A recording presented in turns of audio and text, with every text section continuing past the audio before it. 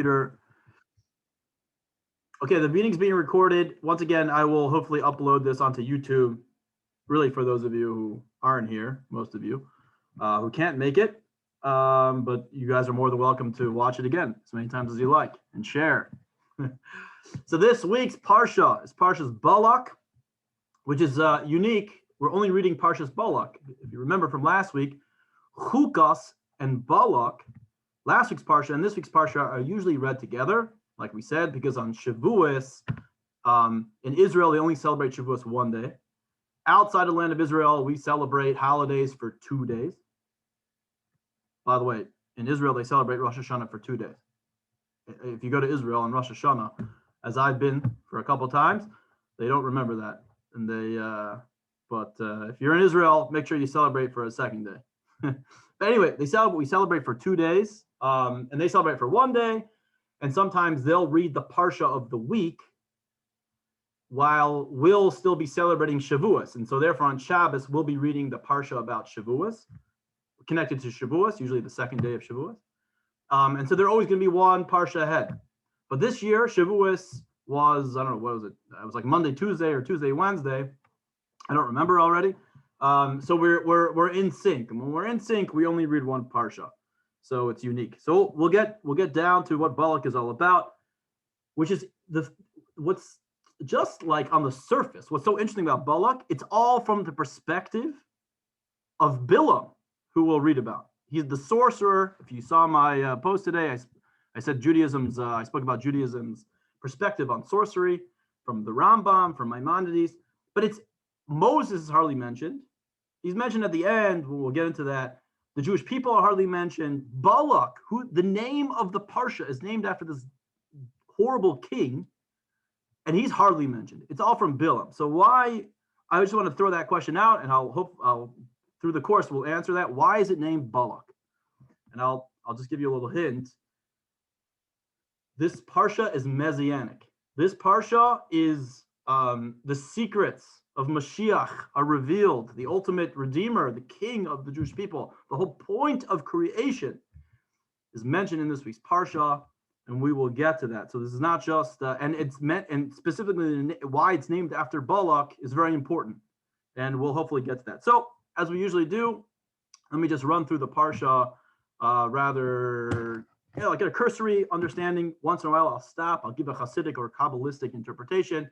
And if there's time, we'll go back and we'll go even deeper into some of the episodes. We won't be able to do everything as we normally would because it's especially a packed Parsha. So just looking through my Chumash, what's going on over here? The Jewish people are on the east side of the Jordan River, and we're trying to find a way into Israel, right? We're at the end. This is the 40th year. We're getting ready to go inside. God only told us to make war, or to go to war with people inside the land of Israel, or here it's called Canaan. It's not called the land of Israel yet. But the people who lived on the border, we didn't have to go to war with them. They're not part of the 7 nations to be conquered, so to speak, to go to war with. They're just like the gateway in. So we try to, it says when you have a milchamas mitzvah, if God gives you a mitzvah to go to war, you don't have to ask for peace. You go right to war.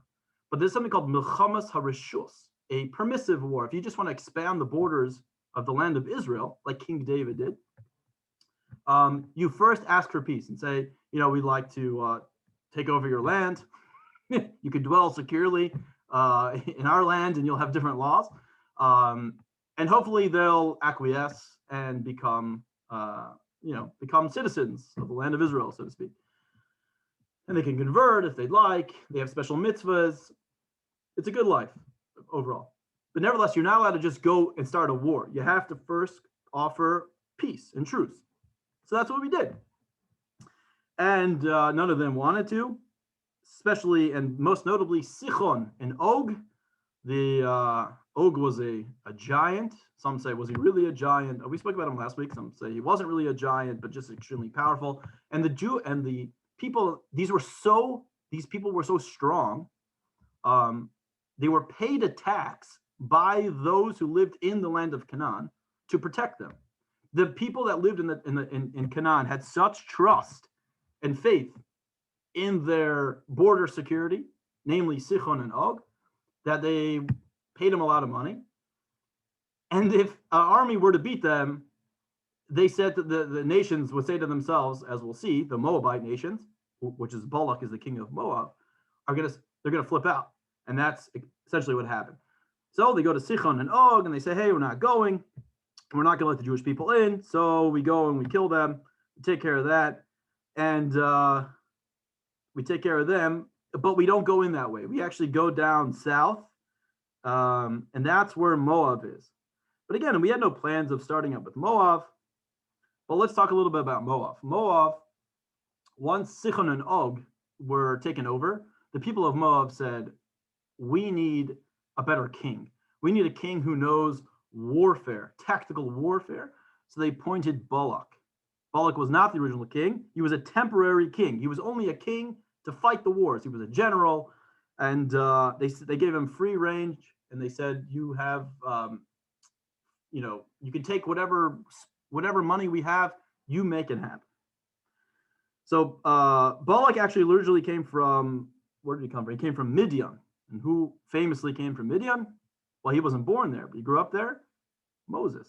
Moses came from Midian after he escaped Pharaoh from Egypt. He went out to Midian, lived with his father-in-law, who was to become his father-in-law, Yisro. And what was famous about Moses is that Moses, why he became so famous over there in Midian, besides being the son-in-law of a very rich father-in-law, it's a good life hack, by the way. You want to become rich, marry into a rich family. They said that he was able to communicate with God, and he was able to say, right? How did he kill? Why did Moses leave Egypt?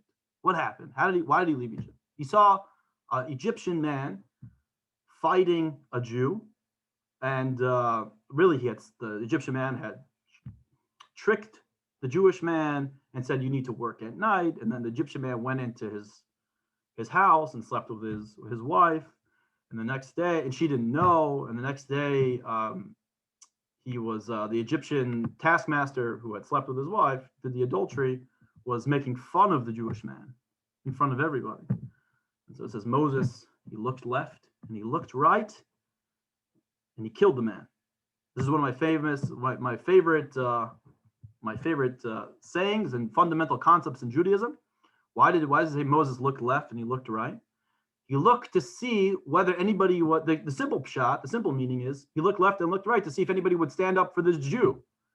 And when he saw that nobody stood up, he went up and did what he had to do. But why did he look left and look right? Like we said, he wanted to see if anybody would step in. From here, we learn a concept. B'makom she'ein ish ishtadol lihois ish. In a place where it says in Mishnah and Perkei Avos, in a place where there is no man, strive to be a man.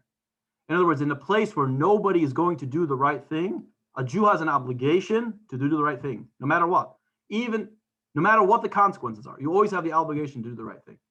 Now, how did Moses kill the man?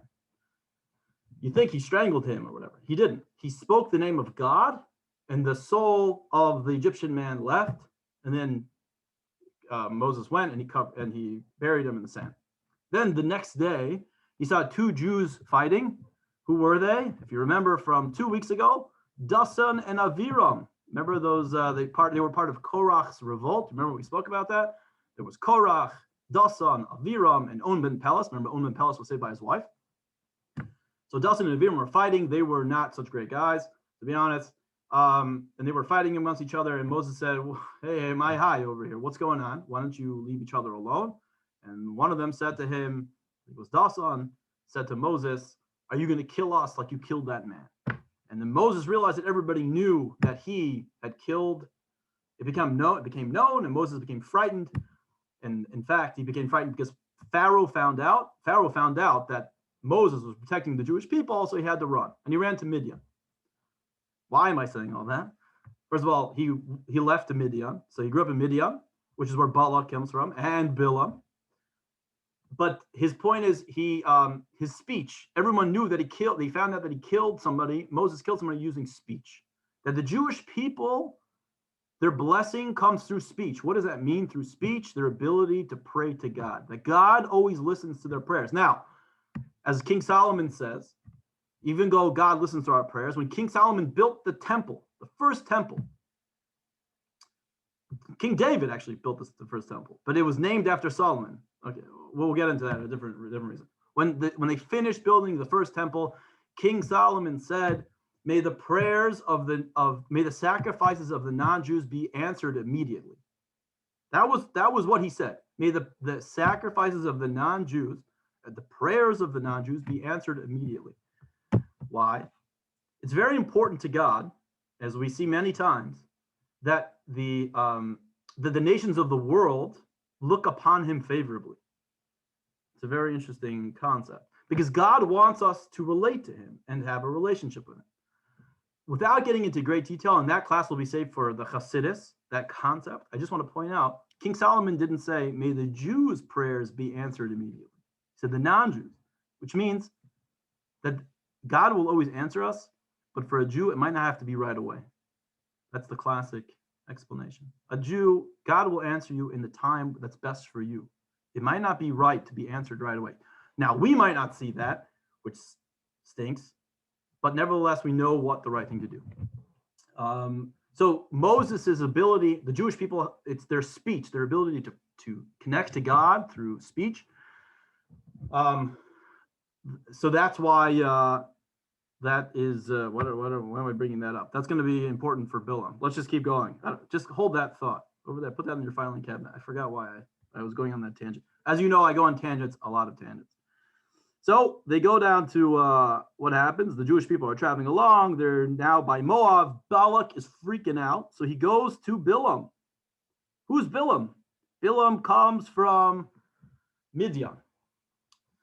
Now, Bilam, like most terrible people in the Jewish people and in the Torah, our enemies are geniuses. Haman, a genius. If you learn the Chassidus behind who Haman was, unbelievable. Nebuchadnezzar, genius. Bilam was a genius. What was so great about Bilam? Bilam was a mathematician. And Bilam knew, by living in Midian, he knew that there was a time, it says in the Torah that there's a time every day, there's a moment every day where God is angry with the Jewish people. Just like Rashi explains, just like the Jewish people have body rhythms. That's like the real translation. That's like the literal translation. We have moments, we feel different emotions throughout the day. We feel happy, we feel joyful, and at other times we feel sad and we feel angry. Whatever, you go through an array of emotions. Unless you're a tzaddik, you don't really have control of your emotions. You can react well to your emotions, but how you feel is how you feel. It's very hard to change how you feel. So God also has, so to speak, he goes through these different emotions.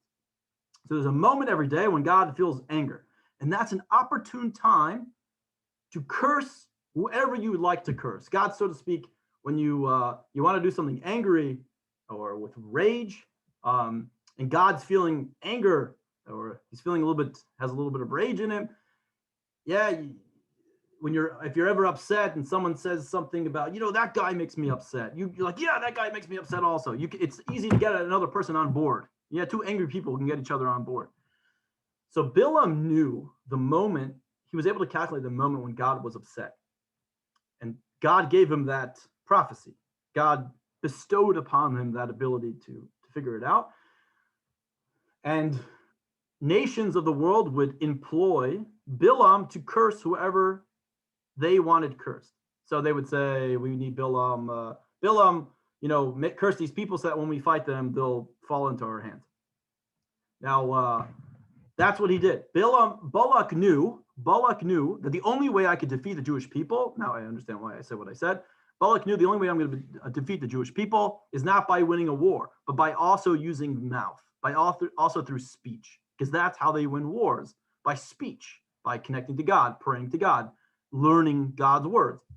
So he went to Bilam and said, Bilam, whatever he sent a delegation. He sent these two guys, these two ministers, and they went to him and they said, we're willing to give you whatever you need to curse the Jewish people. Now, Bilam knew what Bilam really was known for, besides that ability. Everyone knew that he just had the ability to pray to God, to connect with God, talk to God. God made him a prophet. Question is, why did God make him a prophet?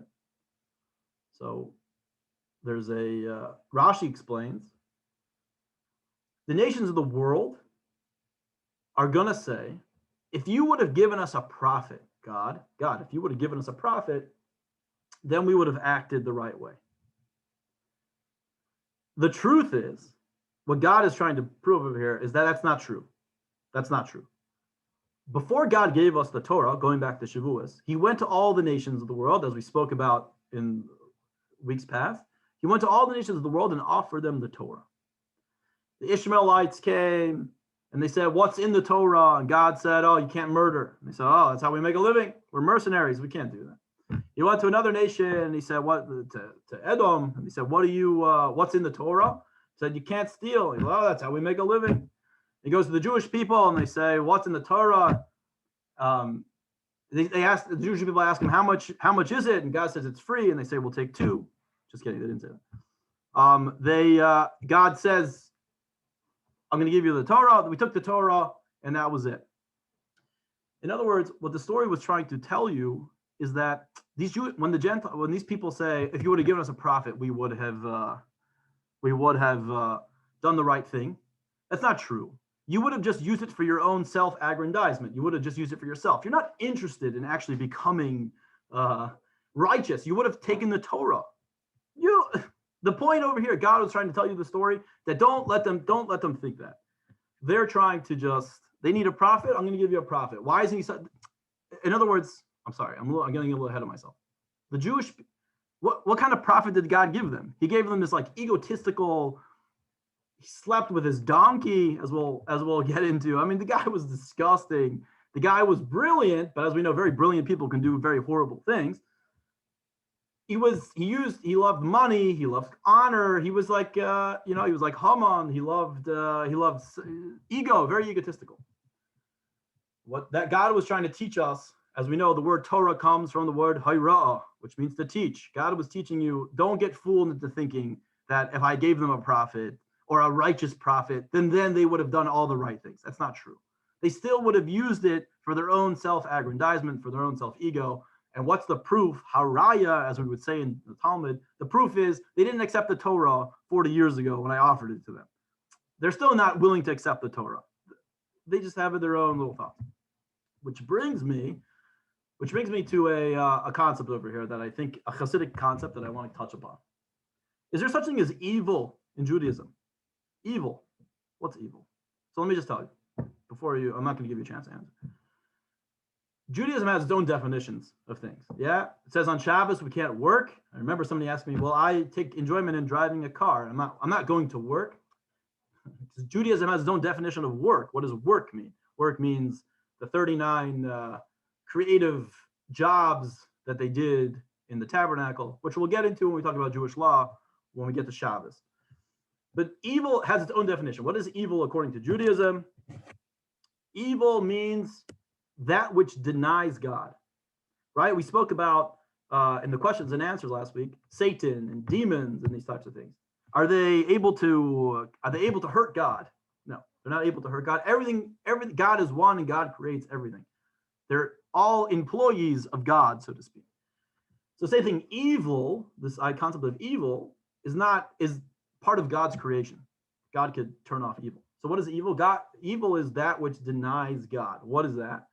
So the word in Kabbalah is called klipa. If you're familiar with the word klipa, we'll get into it a lot in Chassidus.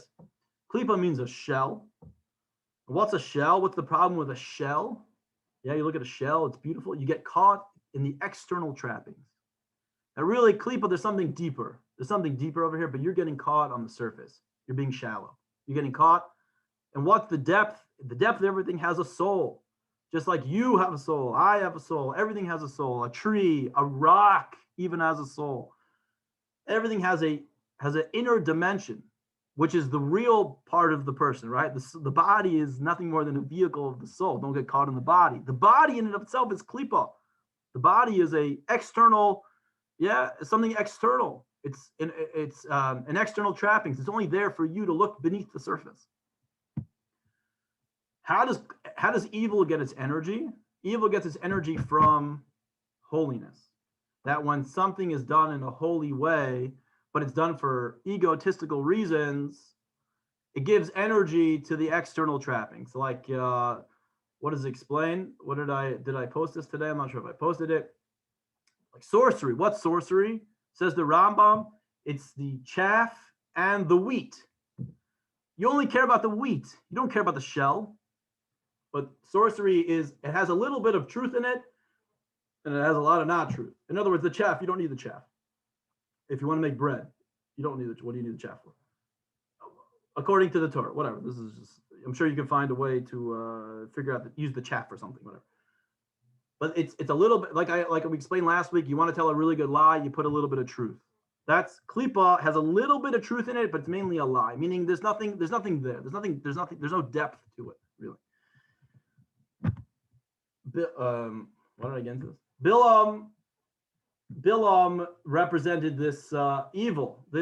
He used out his gift that he was given by God. He used it out for egotistical, and he's evil, so to speak. Evil in the fact that he uses kedusha, holiness, godliness, for his own egotistical reasons, for klipa. So that's what they. Anyway, so they go to him. I just wanted to get on a side point and tell you about that. So they go to him. They go to Bilam, and they say, "Hey, can you?" Oh, somebody want to say something? Okay. They go to him and they ask him, "Can you curse the Jewish people?" And he says like this. He said, "I can only do what God tells me."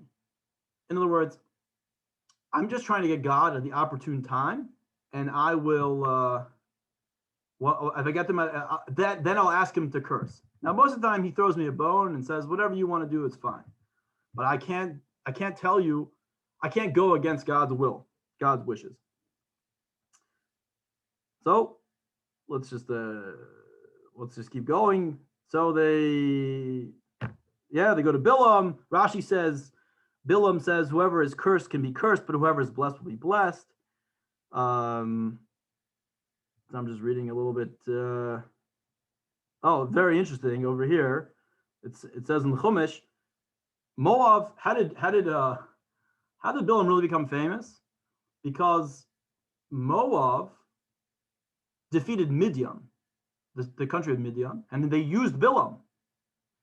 Now, both Moab and Midian are enemies, but so like Moab took over a lot of land in Midian, but because there was a greater enemy coming, Moab and Midian teamed together. This is very interesting. They get together to fight an enemy, and we see in general countries, especially in the Middle East, they hate each other.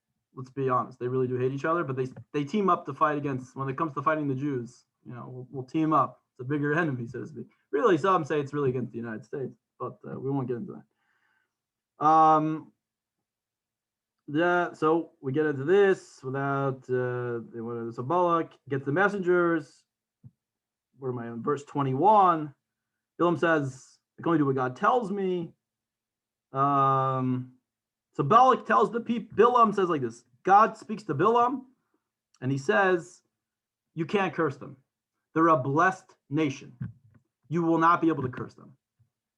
So Bilam is a little bit dejected. He kind of wanted the money. More than he wanted the money, he actually wanted the Jewish people destroyed, because they were a threat to his business. They were a threat to his existence. But he said, what can I do? So he tells the delegation, you have to go back to Balak, King Balak, and tell him it's not going to work. Now, everyone knew Bilam was egotistical, loved money, loved honor. So Balak interpreted that as, I have to offer Bilam more. So what does he do? The Chumash says, Rashi says, he sent back an even greater delegation, many more people of higher stature with more money, and they go to Bilam. So, fine. God says to Bilam, you can go with them. You can go with this delegation, but you're only going to say what I tell you to say. So Bilam, Rashi explains that Bilam kind of thought maybe, okay, I can find a way and I can coerce God. Okay, I bought some time, so to speak.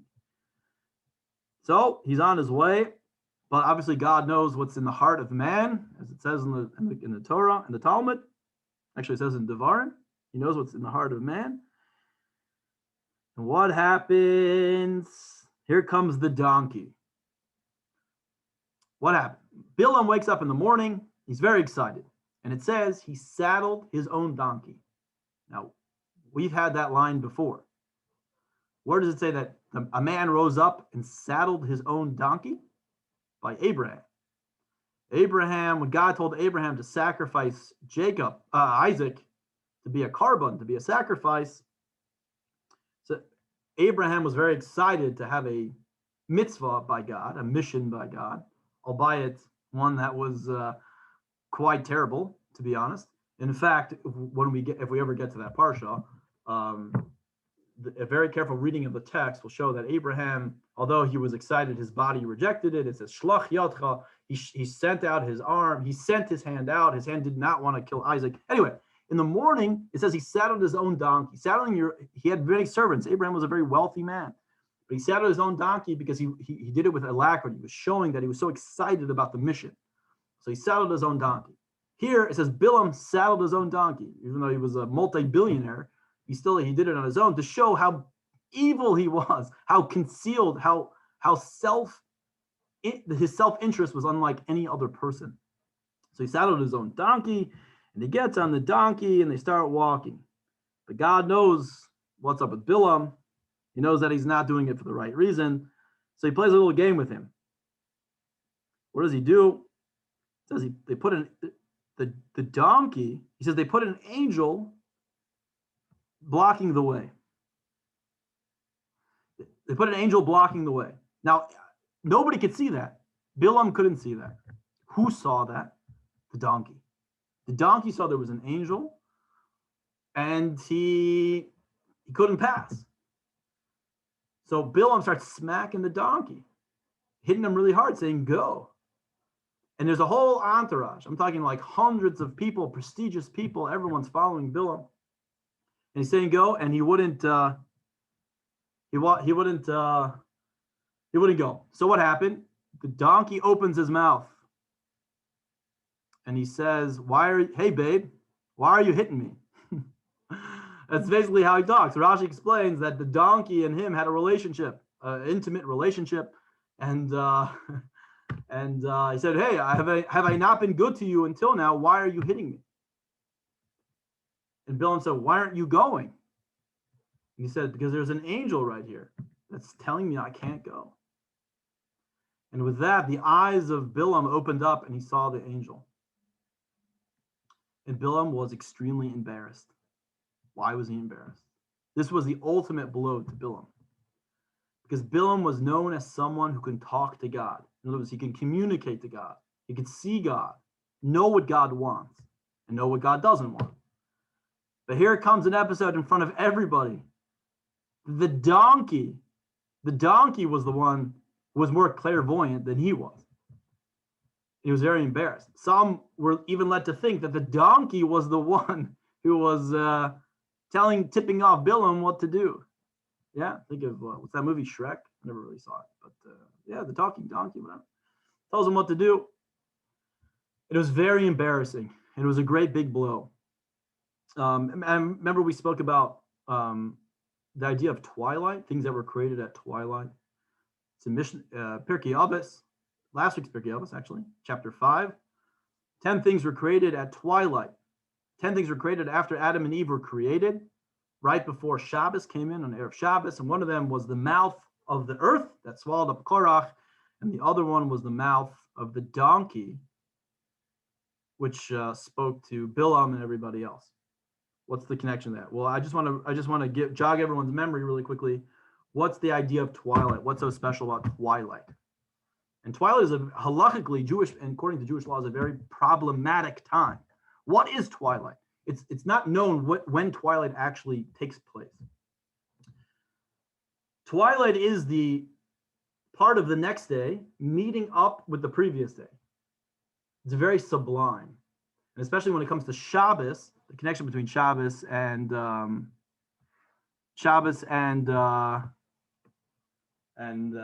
Shabbos, Friday and Saturday. It's a very sublime time.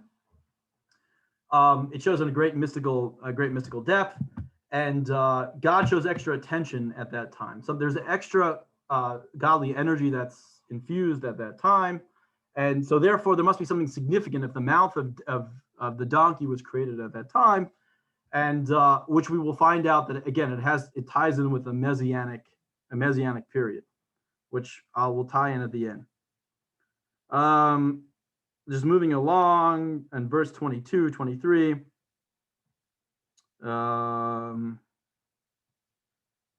Yeah, so what ended up happening? Bilam ends up going to Balak, and Balak takes him to 4 different locations of where the Jewish people will be, and he brings them to a location so that Bilam could curse them properly. And what ends up happening? So before that first sacrifice, before that first curse, before that first location, Balak offers what's 42 sacrifices, 42 karbanis. And the Gemara learns something very interesting. The Gemara learns from here, from the offerings of Balak, a fundamental concept in Judaism, another fundamental concept in Judaism, that says, doing a mitzvah for the wrong reason is okay, because it will ultimately bring you to do a mitzvah for the right reason. And it applies to actions, good actions. Yeah, I'm going to help this guy because ultimately I'm going to give tzedakah or charity to this person because ultimately it's going to serve me. Says the Torah, that's okay. And where do we learn that from? We learn that from Balak. What happened? Balak offered 42 sacrifices to God. And he really did it so God would be on his side. He really did it so God would have compassion upon him and fulfill his will.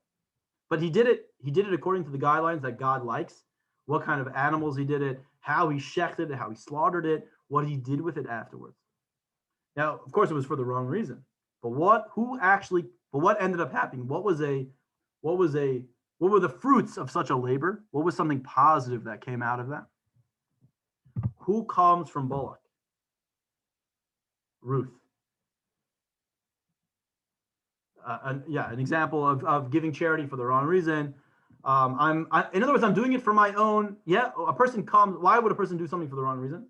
You're doing it for your own benefit. You're becoming from religious. Most Bali Tshuva people who become more and more observant of Judaism. They do it. Why? Because I like the lifestyle. I like the sense of community. I like the spirituality. I like it not because I want to connect to God per se. I want to do it for my own reason. That is probably the most common reason why people come to Judaism, and that's totally why, all of us do it. Okay, so just going back. So Balak.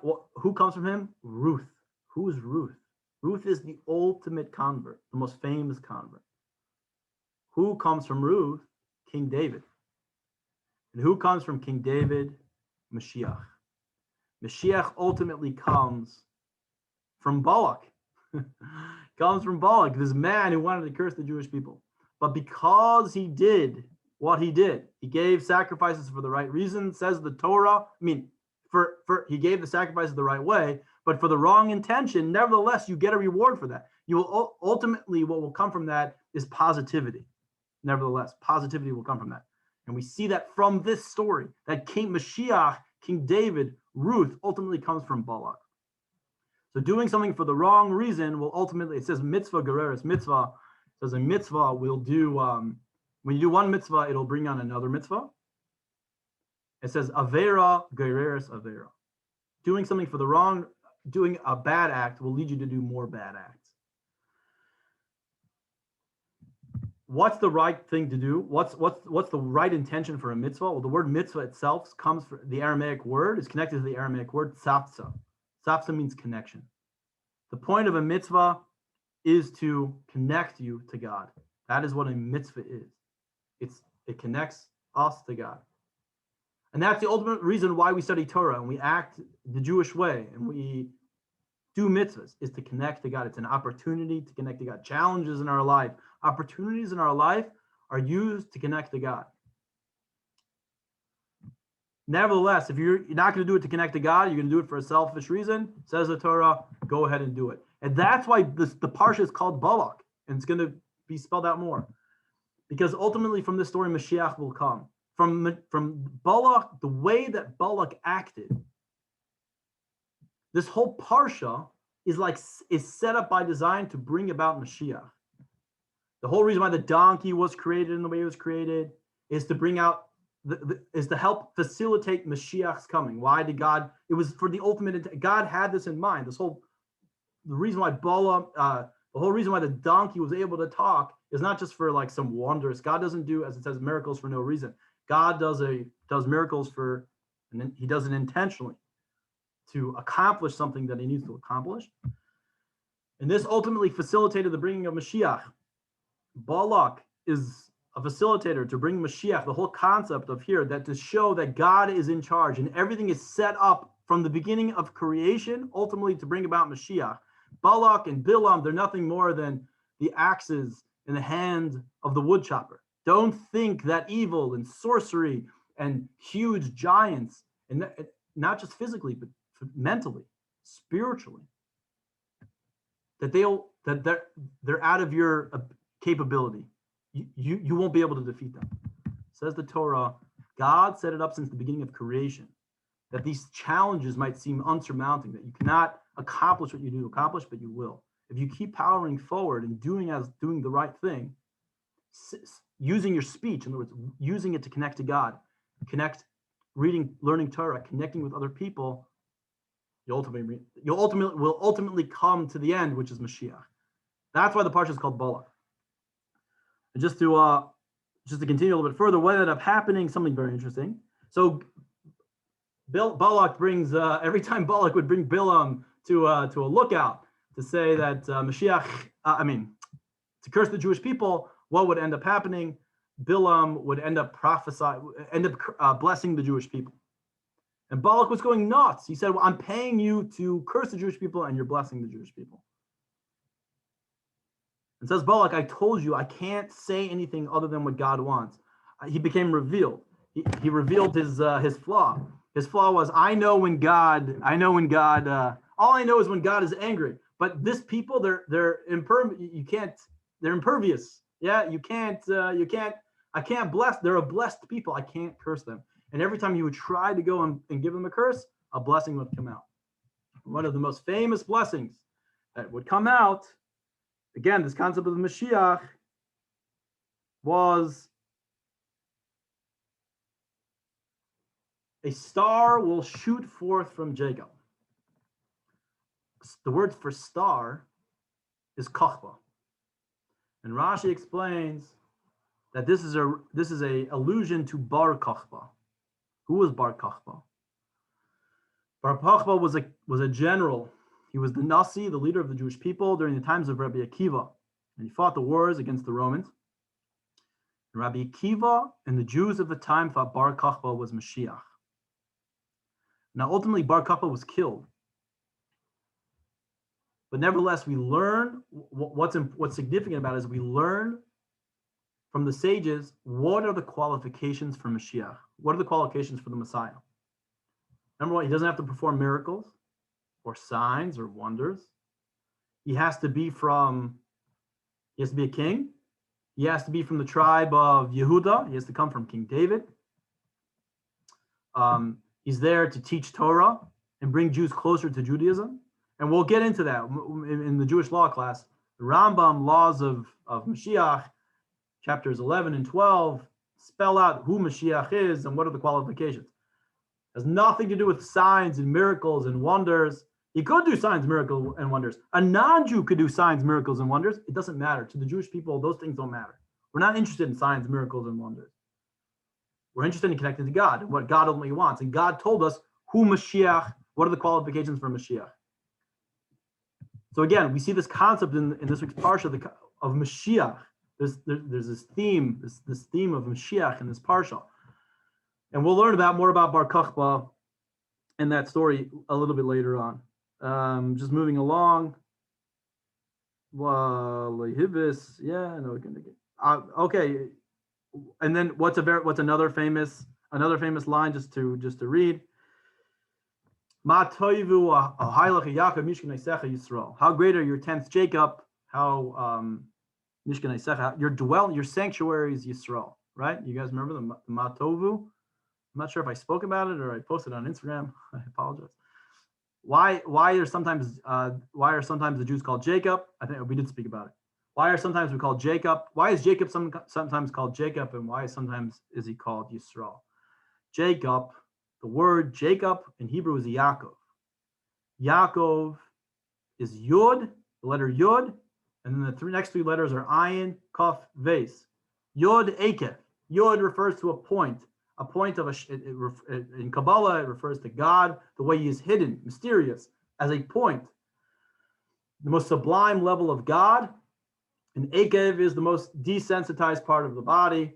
It represents ultimate physicality. It was Jacob, Yaakov shows in this ability to bring the sublime into this world, the insensitivity of the world, meaning physicality. Physicality is not, we look outside and we see God, we don't see godliness, we see physicality, the ultimate hiding of godliness, klipa.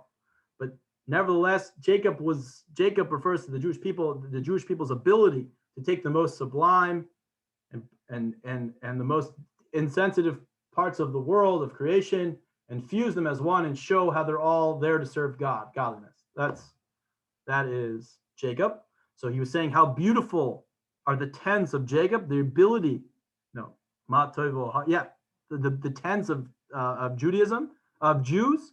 How great is their ability to do such a thing? And your sanctuary is Yisrael. The word Yisrael is, I think Li Rosh, but it also is Sari Kel, princes of God. That we are within the world, but at the same time we're above it. We're Sar Kel, we're princes of God. A prince is involved in the world, but he always remains above it. On a very simple level, what did Bilam see? He saw the tents of the Jewish people. The entrance of one tent was not directly across the entrance of another tent. They were slightly off. When you looked outside, you didn't see the entrance of the other tent. In other words, he was showing that their modesty, one of the qualifications of the Jewish people was their great ability to be modest. And that was something very novel back then. So he gave us a blessing. Let me just, who else? I wanted to connect something over here. Yeah. Okay, so he went ahead and did that. Oh, Rashi explains over here that also the dwellings of Yisrael refer to the tent. What does the tent mean? The tent means the tent of Torah. Yeah, you ever heard of that? The tent of Torah, Holy Torah, which is the biggest yeshiva in Chabad. I happened to study there. It was a great time. I had a great time. It's called the tent of Torah. So our ability to learn Torah as well. Some say it also refers to Shiloh, which was, I don't know if you know, when this tabernacle that we had in the desert did not come in with us to Israel. We built another one. We built a new one. And then we built another one after that. That one got destroyed and we built another one. Then ultimately we settled and we built the Holy Temple, King Solomon's temple. Even though King David was the one that financed it and got everything going, and he was the one that really set it up, but it was never called in his name. Why? Very sad. Not very sad, just the reality. Remember we spoke about there are two types of war.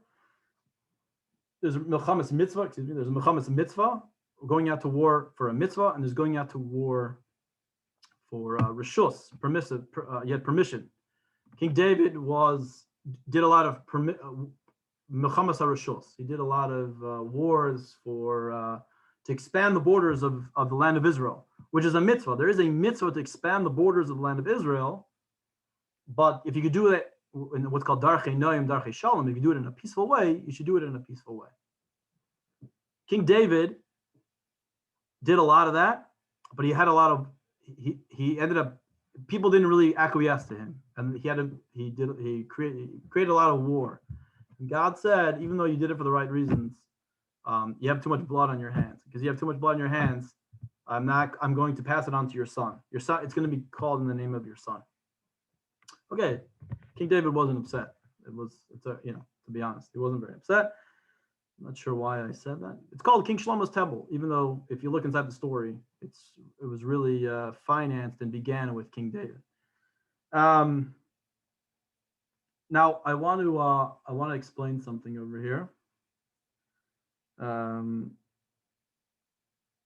When it comes to tonight is a very special night. I just want to mention really quickly right now. Tonight is a very special night. Tonight is called what's called Yud Beis Tammuz. In the Jewish and the Chabad calendar, they always say that there's the Jewish calendar and then there's the Hasidic calendar. We have like tons of holidays.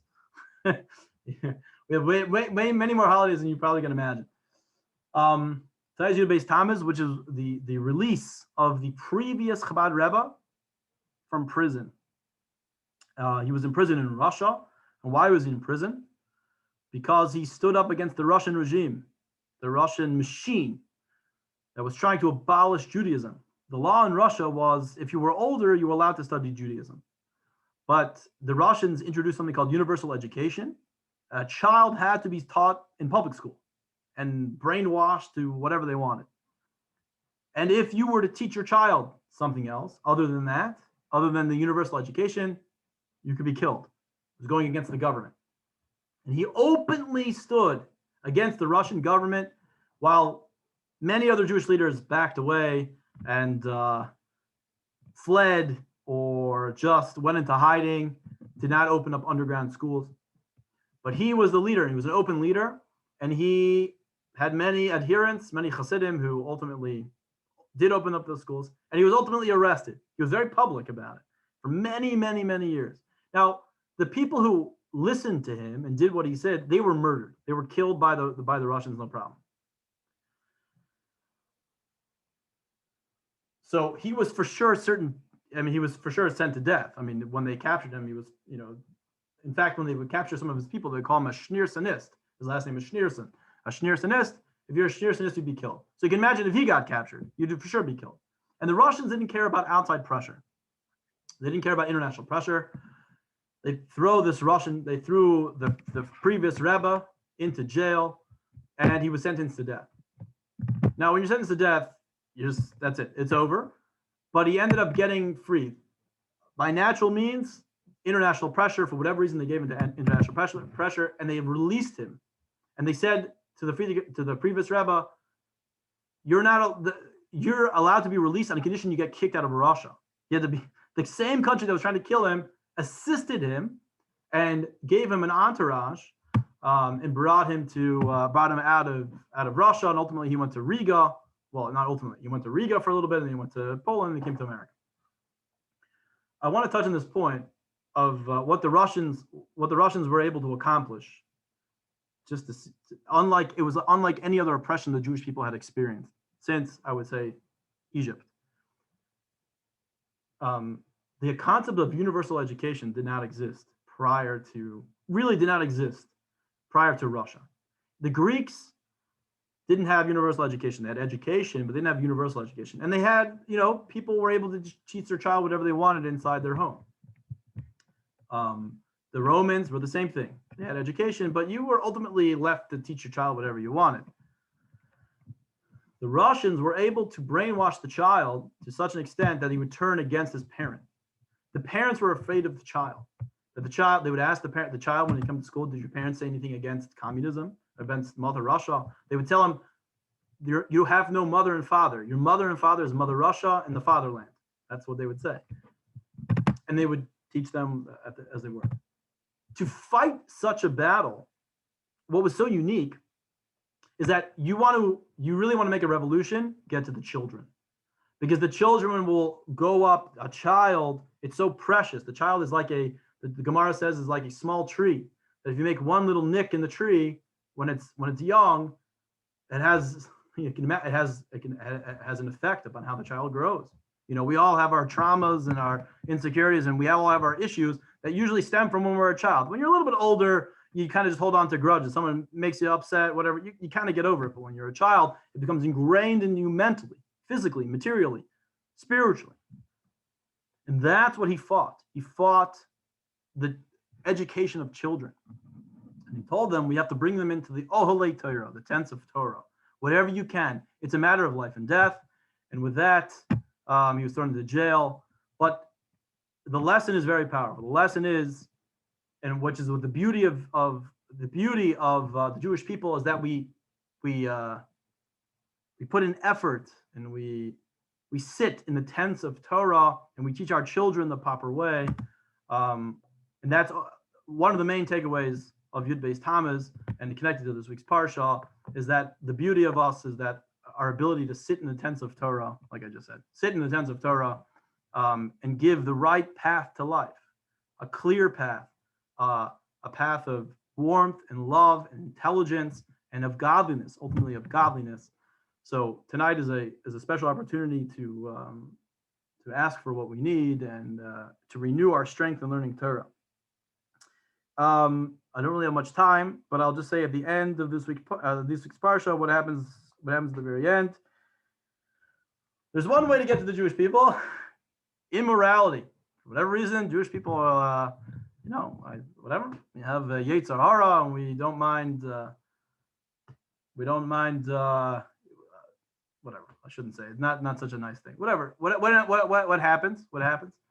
Balak says, "What should I do? These people are going to come to the land of Israel and they're going to destroy us." So Bilam says, I know one thing that makes God angry. It's immorality. So get your most beautiful Midianite women and seduce the Jewish men. Some say, Rashi says it's 24,000 men were seduced.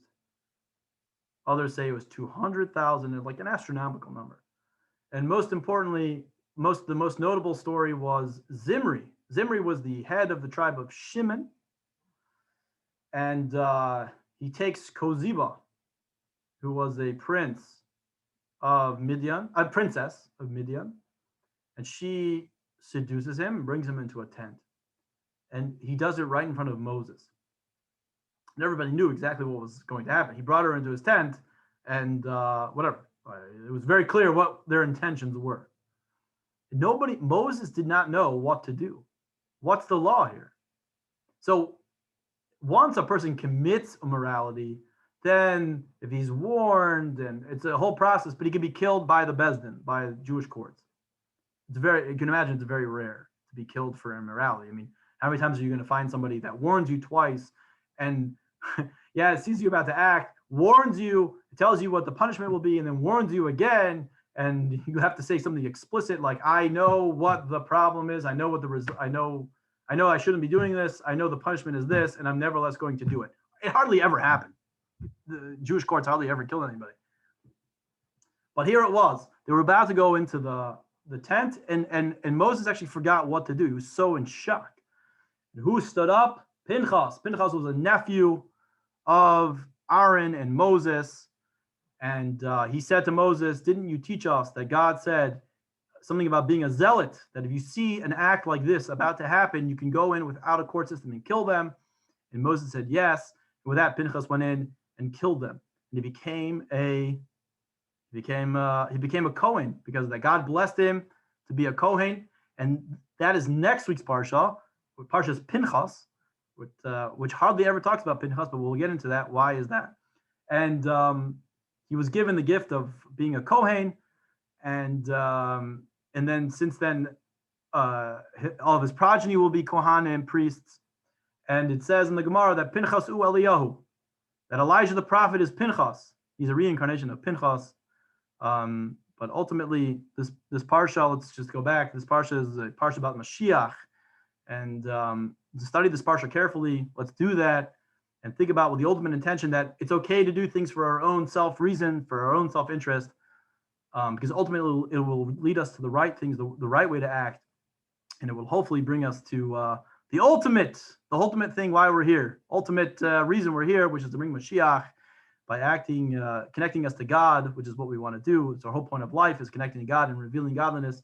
May it happen now. Amen. There'll be a class tonight. Sorry that I spoke very fast. I wanted to get as much information as I can. This will be uploaded onto YouTube, and you can watch it again in half speed. And I wish you guys a great rest of the day. Tonight will be Mythbusters. Please send me your questions if you have any questions about any myths. Otherwise, I'll think of some, the most common ones, and we'll speak about it. And with that, I bless you. You guys have a good day. I'll see you tonight, hopefully 8 o'clock p.m. Sei gesund, as we say in Yiddish. You should be well. Okay, everybody. I'll see you. Text me if you have any questions.